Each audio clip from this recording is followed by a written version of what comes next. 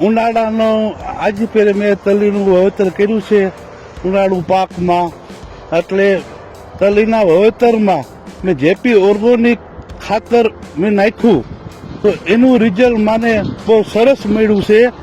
ને નકર આજુબાજુના કારખાના વિસ્તાર છે મારે, એને વચગારે જમીન છે, એમાં પ્રદૂષણ હિસાબે મારે ઉત્પાદન થામુકું આવતું નહોતું, ઉત્પાદન કાંઈ થતું નહોતું. ને આ ખાતર વાપરવાથી મારી ઉનાળુ તલી બહુ સારી થઈ છે.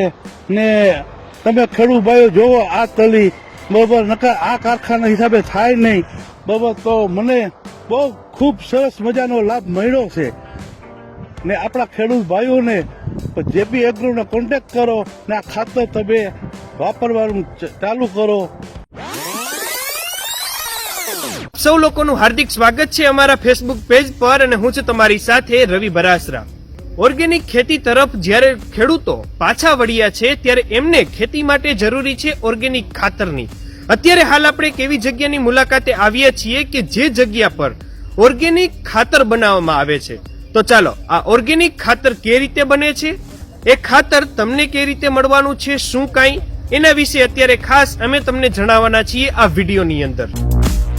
મારું ખાતર બધાય પાકમાં હાલે, અને બીજા નંબરમાં મેં બધાય તત્વો ઉમેરેલા કે જેને કહેવાય કે મેટેશન, ઓલી ટીકડી કેમ માથાને તાવ, ટાઈડ, ઉલટી, શરદી બધા વહી જાય, જેને કહેવાય કે એક જ ટીકડી લ્યો એટલે બધું વહી જાય. એ જ રીતનું આપણું ખાતર બન્યું છે કે એની અંદર બધાય તત્વો છે કે ખેડૂને નોખી માનો ચોમાં ફોસ્ફરસમાં જવું પડે, નોખું લેવું પડે, કોઈ નાઇટ્રોજનની ફોસ્ફરસની નાખવી છે, ઓલી નાખવી, નોખી થેલીઓ લેવી પડે, એ ન લેવું પડે, બધાય તત્વોમાં મળી જાય.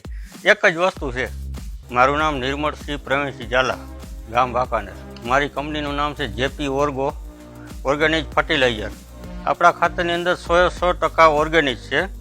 એની અંદર જાણે એમિનો, સિલ્ક, ફોલ્વિક, હુમિડ તેમજ nitrogen, phosphorus, potassium, sulphur, iron, copper, zinc ને મેગ્નેશિયમ બધાય તત્વો ઉમેરેલા, અને એની લેબે પણ કરેલી છે.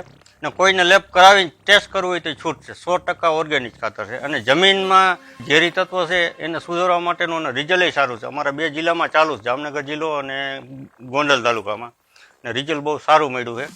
તો હવે અમે ધીમે આગળ વધતા જાય છીએ. બીજા નંબરમાં ઓલા ખાતર કરતાં 50% સસ્તું છે, તો જેથી કરીને ખેડૂને લાભ છે, અને જમીને માનો ઝેર મુક્ત થઈ ગઈ તો એમાંય ધીમે આ પોષક તત્વો ઉમેરો તો અળસિયા ને આ બધું જે મરી ગયું જમીનનું એ પાછું